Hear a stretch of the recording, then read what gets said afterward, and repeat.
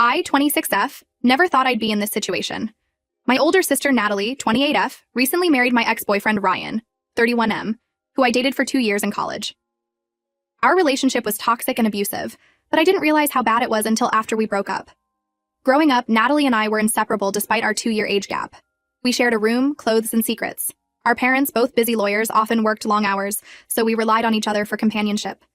We'd spend hours playing make-believe in our backyard, creating elaborate fantasy worlds where we were princesses or spies. As we got older, our bond remained strong.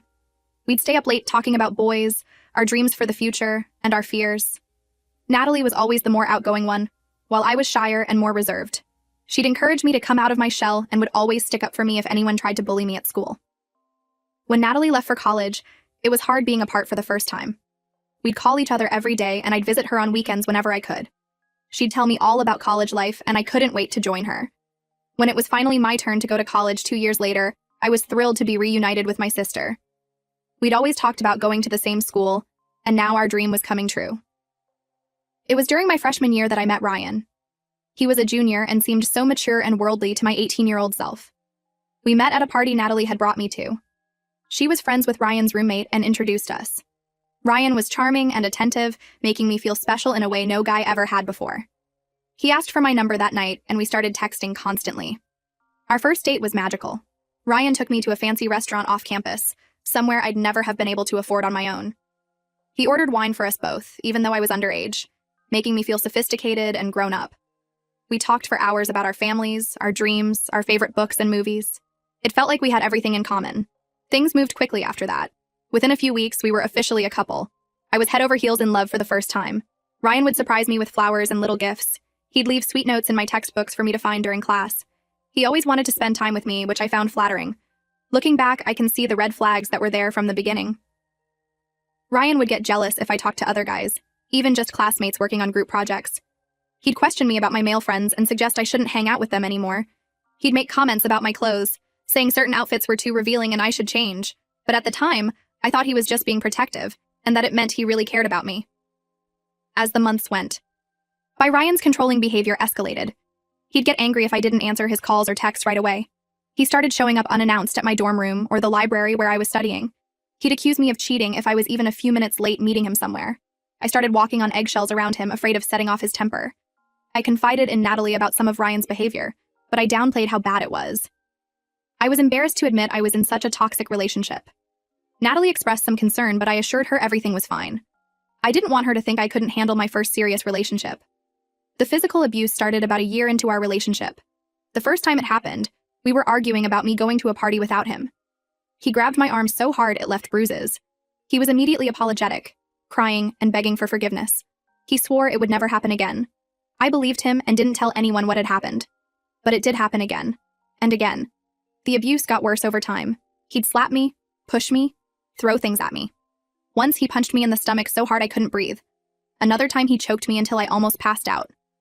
After each incident, he'd be remorseful and shower me with affection, promising to change. I kept hoping things would get better, that the sweet guy I'd fallen for would come back. I became isolated from my friends and family. I stopped hanging out with anyone but Ryan. My grades started slipping because I was so stressed all the time. I lost weight because I was too anxious to eat. Natalie noticed the changes in me and tried to talk to me about it, but I pushed her away. I was ashamed and afraid to admit what was really going on. The final straw came just after my 21st birthday. Ryan and I had a huge fight because I'd gone out for drinks with some girlfriends to celebrate. He was furious that I'd gone without him. When I got home, he was waiting in my apartment. He had a key by then. He flew into a rage, hitting me repeatedly and threatening to kill me if I ever tried to leave him. I genuinely feared for my life that night. The next day, while Ryan was at work, I packed up as much as I could and fled to Natalie's apartment. When she saw my bruised face, she broke down crying. I finally told her everything. She wanted to go to the police, but I was too scared. Instead, she helped me block Ryan's number and social media accounts. She let me stay with her until I found a new apartment where Ryan wouldn't know the address. The months after the breakup were incredibly difficult. I had nightmares and panic attacks. I was jumpy and afraid to go out alone. I finally agreed to see a therapist, which helped me start to process the trauma of the abuse. Slowly, I began to heal and rebuild my life. Natalie was my rock during this time. She'd stay up with me when I couldn't sleep, hold me when I cried, and reassure me that I was strong and would get through this. She went with me to therapy appointments and helped me catch up on the schoolwork I'd fallen behind on. Her support was invaluable in my recovery. Over the next few years, I focused on myself. I threw myself into my studies and graduated with honors. I got a good job at a marketing firm in our hometown. I made new friends and even started cautiously dating again. I felt like I was finally in a good place. Then, about 6 months ago, Natalie dropped a bombshell on me. She and Ryan had reconnected and started dating.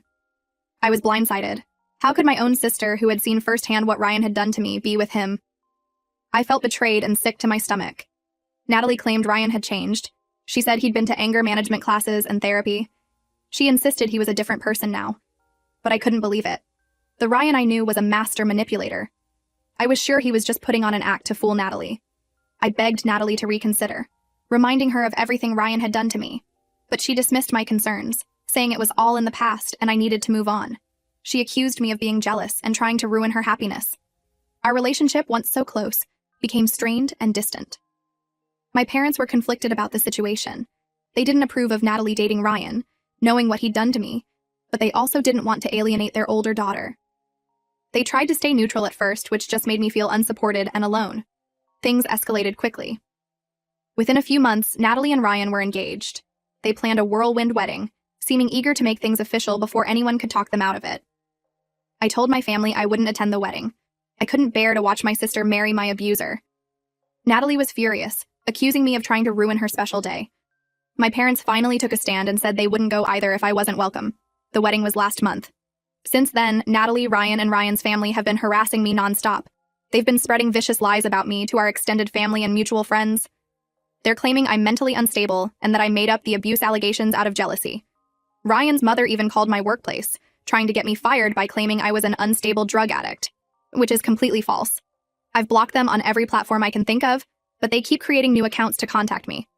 They show up at my apartment unannounced, pounding on the door and yelling. Ryan has threatened to expose me by releasing private photos or videos from when we dated. I'm not sure if he actually has anything, or if he's bluffing, but the threat alone is terrifying.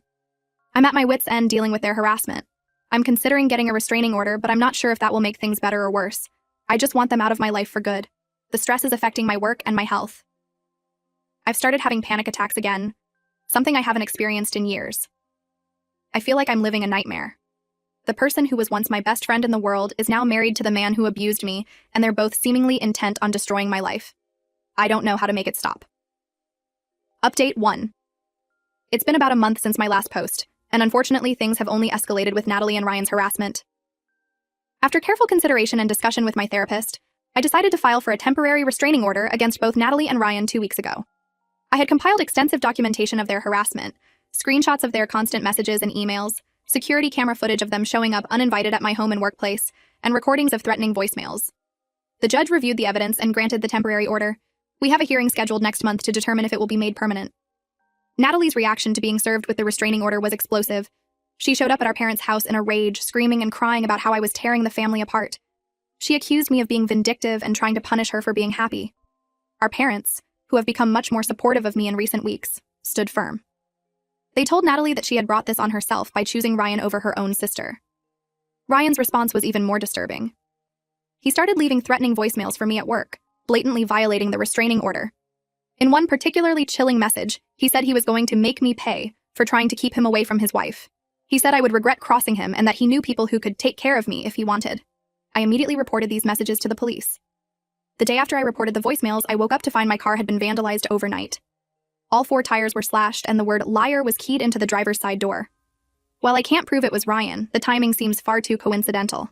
I filed another police report and had to get my car towed to a repair shop. My workplace has been incredibly supportive through all of this. After Ryan's mother tried to get me fired with her false accusations, my boss sat down with me to discuss the situation. I was honest about everything that had happened, showing him the restraining order and police reports. He assured me that my job was secure and that the company would support me however they could. They've since implemented tighter security measures. No non-employees are allowed into the building without an escort. My desk has been moved to a more secure area away from windows and doors. They've allowed me to work from home as much as possible to minimize the risk of Ryan or Natalie showing up at the office. The stress of the situation has been taking a toll on my mental health. I've started seeing my therapist twice a week to help cope with the anxiety and renewed PTSD symptoms. Having to relive the trauma of my abusive relationship with Ryan in order to document everything for the restraining order has brought up a lot of painful memories I thought I'd dealt with. I've been having nightmares again, waking up in a cold sweat thinking Ryan is in my room. I'm jumpy and paranoid, constantly looking over my shoulder when I'm out in public. I've lost weight because my appetite is gone and I can barely sleep. It feels like I'm right back where I was when I first left Ryan, undoing years of healing and progress. The one bright spot in all of this has been the unwavering support of my parents and friends. After initially trying to stay neutral, my parents have now fully taken my side. They've made it clear to Natalie that they don't approve of her choices and won't have a relationship with her as long as she's with Ryan. My mom has been staying with me most nights, so I'm not alone. Having her there has been a huge comfort. My friends have rallied around me as well. They take turns driving me to work since I'm without a car at the moment. They come over to keep me company in the evenings and make sure I'm eating. They've been helping me document every incident of harassment to build an even stronger case for the permanent restraining order. I'm trying to stay hopeful that the hearing next month will result in a long-term order that will finally put an end to Natalie and Ryan's campaign of terror. But I'm also realistic about the fact that they may continue to escalate. Ryan has shown he has no respect for the law or for my boundaries. I'm taking every precaution I can to stay safe, but I'm constantly on edge waiting for their next move. Part of me still can't believe this is my reality. That my own sister, who I was once so close to, could betray me like this. That she could watch me suffer through years of abuse and then turn around and marry my abuser. There are moments when I'm overwhelmed by grief for the relationship we once had and the sister I've lost. But then I remind myself that the Natalie I knew and loved is gone. The person she's become, someone who would deliberately inflict pain on her own sister, is a stranger to me. As much as it hurts, I know I'm better off without her in my life. I have to focus on protecting myself now. I'm trying to take things one day at a time and not let fear consume me. I'm throwing myself into my work when I can focus, trying to maintain some sense of normalcy. I'm leaning on my support system and trying to practice the coping skills I've learned in therapy. It's a daily struggle, but I'm determined not to let Ryan and Natalie destroy everything I've worked so hard to build. Update 2. It's been about 2 months since my last update. The hearing for the permanent restraining order was last week. I'm relieved to say it was granted against both Natalie and Ryan for 1 year. In the weeks leading up to the hearing, Natalie and Ryan's harassment campaign kicked into high gear. They seemed determined to discredit me and paint themselves as the victims before we got to court. They created a website filled with lies about me, claiming I was actually the abusive one in the relationship with Ryan. They said I was emotionally unstable and had a history of making false accusations against men. They even dug up and twisted stories from our childhood, claiming I'd always been jealous of Natalie and was now trying to destroy her marriage out of spite. They sent the link to this website to our entire extended family, all our mutual friends from college, and even my coworkers. While most people saw through their lies, it was still humiliating to have my personal business spread around like that. Some distant relatives and old acquaintances who didn't know the full story started reaching out, asking if I was okay, or expressing concern about my mental health. It was exhausting having to constantly defend myself and rehash the painful details of my past. The day before the hearing, I received an anonymous email with several old intimate photos of me attached. The message threatened to release them publicly if I went through with the restraining order. I was shaken but decided not to let their blackmail attempts stop me from protecting myself. I forwarded the email to my lawyer to add to our evidence for the hearing. At the courthouse, I was a nervous wreck. Seeing Ryan again in person for the first time in years made me feel physically ill. He and Natalie tried to approach me in the hallway before the hearing began, but thankfully my lawyer intercepted them. Once we were before the judge, I presented all the evidence of their harassment, the threatening messages, the keyed car, the defamatory website, and the blackmail attempt with the photos. My therapist testified about the PTSD symptoms I've been experiencing as a result of their actions. My boss spoke about the disruption to my work and the security measures they've had to implement. Ryan tried to claim it was all a misunderstanding and that he just wanted to clear the air with me. He said he and Natalie were worried about me and just wanted to make amends. He painted himself as a changed man who had worked hard to overcome his past mistakes. Natalie backed him up, saying I was blowing everything out of proportion because I couldn't accept their relationship. Thankfully, the judge saw right through their act. She noted that their actions went far beyond any attempts at reconciliation and constituted a clear pattern of harassment and intimidation. She granted the restraining order and sternly warned Ryan and Natalie that any further contact or retaliation would result in criminal charges. I felt a huge wave of relief leaving the courthouse. For the first time in months, I felt like I could breathe easier knowing I had legal protection from their abuse. But I also knew this was likely just the beginning of a long road ahead. Unfortunately, my relationship with Natalie seems permanently destroyed. As we left the courthouse, she screamed at me in the parking lot that I was dead to her, and she never wanted to see me again. As painful as it is, I think a permanent estrangement may be for the best. I don't recognize the person my sister has become. My parents are devastated at the situation but continue to support me fully. They've made it clear to Natalie that they won't have a relationship with her as long as she's with Ryan. It's tearing them apart to be estranged from their older daughter, but they understand the need to protect me. I'm focusing now on healing and moving forward with my life. I'm looking into moving to a new apartment where Natalie and Ryan don't know the address. I'm also considering accepting a job transfer to a different city to get a fresh start somewhere they can't find me easily. It's been a hellish few months, but I finally feel like I'm coming out the other side stronger. I'm proud of myself for standing up to my abuser and not letting him or my sister bully me into silence. I know the road ahead won't be easy, but I'm determined to reclaim my life and find happiness again. Update 3. It's been about 6 weeks since the restraining order was granted, and things have finally started to calm down. Natalie and Ryan seem to have given up on harassing me, at least for now. I haven't heard from either of them since the day of the hearing. After a lot of consideration, I decided to accept the job transfer I was offered. I moved to a new city about 3 hours away last week. It was bittersweet leaving my hometown, but I already feel so much safer and more at peace here. I'm in an apartment building with good security, and I've been careful not to post anything about my new location on social media. The company I work for has been incredibly supportive through this whole ordeal. They're letting me work remotely most of the time and have implemented extra security measures for when I do go into the office. My new team has been welcoming, and it feels good to throw myself into work without constantly looking over my shoulder. I'm slowly settling into my new apartment and trying to make it feel like home. I've joined a support group for domestic violence survivors, which has been really healing. It helps to talk to others who understand what I've been through. I'm making an effort to get out and explore my new city, trying to push past the anxiety and reclaim my independence. My parents came to visit last weekend to help me unpack. It was emotional saying goodbye to them, knowing I won't see them as often now, but they agree this move is what's best for my safety and mental health. They've promised to visit often, and we've set up weekly video chats to stay connected. They updated me on the situation with Natalie. Apparently, she showed up at their house a couple weeks ago in tears, saying Ryan had hit her during an argument. They tried to convince her to leave him, but she made excuses for his behavior and went back to him the next day. It breaks my heart to know she's now trapped in the same abusive cycle I was. I hope someday she finds the strength to leave him, but I know I can't be the one to help her. I need to protect myself first. I'm cautiously optimistic about this new chapter in my life. For the first time in months, I'm excited about the future instead of living in constant anxiety and fear. I know there may still be tough times ahead, but I feel stronger and more capable of handling whatever comes my way. I'm working on rebuilding my support network here. I've reconnected with an old college friend who lives nearby, and she's been showing me around the city. I'm looking into joining some hobby groups to meet new people. My therapist helped me find a new counselor here to continue my treatment. There are still moments when I'm overwhelmed by everything that's happened. I have days where I miss my old life and the close relationship I used to have with Natalie. But then I remind myself of how far I've come and how much healthier and happier I am now. I'm focusing on self-care and rediscovering the things that bring me joy.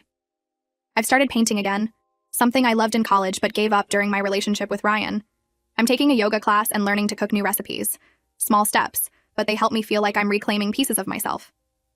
I know this journey isn't over. I'll likely be dealing with the aftermath of the abuse and the fallout with my sister for years to come. But for the first time in a long time, I feel hopeful about the future. I'm proud of myself for being strong enough to leave, to stand up for myself, and to start over. Thank you to everyone who has supported me through this nightmare. Your kindness and encouragement helped me find the strength to stand up for myself and reclaim my life. I'm eternally grateful, and I hope my story can help others who might be in similar situations. If you're in an abusive relationship, please know that you're not alone and that there is hope for a better future.